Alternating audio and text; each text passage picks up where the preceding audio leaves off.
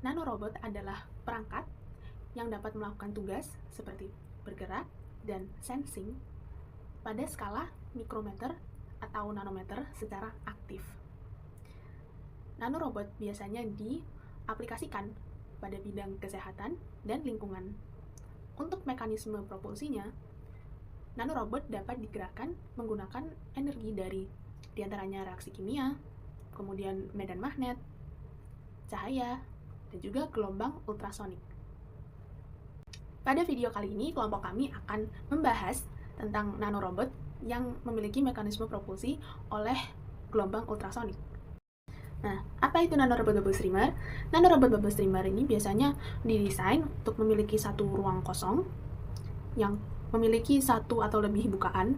Nah, ketika dimasukkan ke dalam cairan dan diberi gelombang ultrasonik yang merupakan gelombang dengan energi tinggi yang memiliki frekuensi lebih dari 20 kHz, maka gelembung-gelembung udara yang ada di dalam ruangan ini menghasilkan streaming pada bukaan-bukaannya.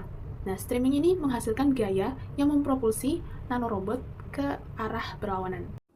Nah, selanjutnya ayo kita cari tahu terkait contoh-contoh dari bubble streamer. Yang pertama, ada sistem bubble streamer dengan gerakan dan rotasi dua dimensi. Di sini gelembungnya disusun dari beberapa tabung gas yang tidak simetris sehingga memberikan respons yang berbeda terhadap gelombang akustik. Jadi pergerakannya nggak cuma maju dan mundur, tapi juga bisa ke kanan dan ke kiri. Nah, untuk sistem bubble streamer ini dapat diperoleh dengan fabrikasi fotolitografi atau fotopolimerisasi. Kemudian yang kedua, ada sistem bubble streamer di mana permukaan gelembungnya menghadap ke substrat sehingga melayang di atas substrat dan juga pergerakannya mengikuti arah dari gelombang akustik. Nah, jadi dia ini pergerakannya dapat lebih cepat, leluasa, dan juga ke segala arah karena mengikuti gerakan dari si gelombang akustik. Nah, untuk sistem bubble streamer ini dapat diperoleh dari pencetakan laser 3 dimensi yang beresolusi tinggi. Sebuah studi yang dilakukan oleh McNeil dan kawan-kawan, mereka membuat bubble streamer dengan ukuran 5 mikrometer hingga 500 nanometer di atas suatu wafer. Nanorobot tersebut itu memiliki cup kecil yang terbuat dari material HFO2 yang dapat menangkap gelembung udara, di mana gelembung udara tersebut dapat digerakkan oleh gelombang ultrasonik. Kemudian menariknya, hanya dengan mengganti frekuensi, gerakannya itu dapat berubah dari yang semula bergerak secara 2 dimensi, kemudian bergerak secara 3 dimensi. Kemudian Q dan kawan-kawan memperkenalkan bubble array streaming surface atau BAS, yaitu permukaan yang berisi array mikrogelembung yang digerakkan oleh gelombang ultrasonik untuk menghasilkan gaya dorong. Ketika gelembung-gelembung tersebut berosilasi pada frekuensi resonansinya, maka terbentuk acoustic streaming, yaitu aliran fluida terarah yang memberikan gaya recoil pada permukaan dari nanorobot. Namun, pada permukaan yang lebih besar, bagian tengah menjadi kurang efektif karena suplai fluida yang terbatas. Dengan menambahkan lubang tembus di tengah array, aliran fluida menuju pusat meningkat dan gaya propulsi total serta gaya pergelembung bertambah secara signifikan.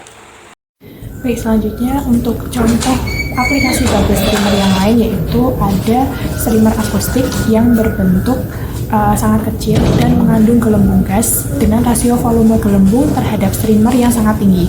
Nah, rasio ini itu menghasilkan gaya bejatan sekunder yang kuat serta menyebabkan antar muka gelembung air dalam bubble streamer menyelaraskan diri dengan substrat dan membatasi gerakan streamer hanya di permukaannya saja.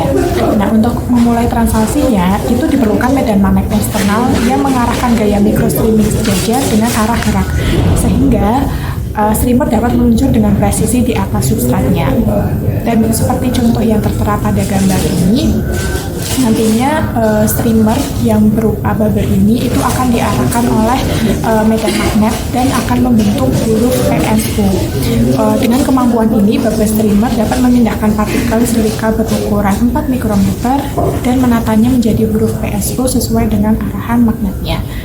Sehingga hal ini dapat memperlihatkan potensinya sebagai alat manipulasi mikropartikel dengan kontrol tinggi dan kecepatan geraknya bisa mencapai 2,6 mm per detik, dan karena densitasnya rendah, streamer mampu menavigasi permukaan 3 dimensi yang kompleks tanpa terpengaruh gravitasi.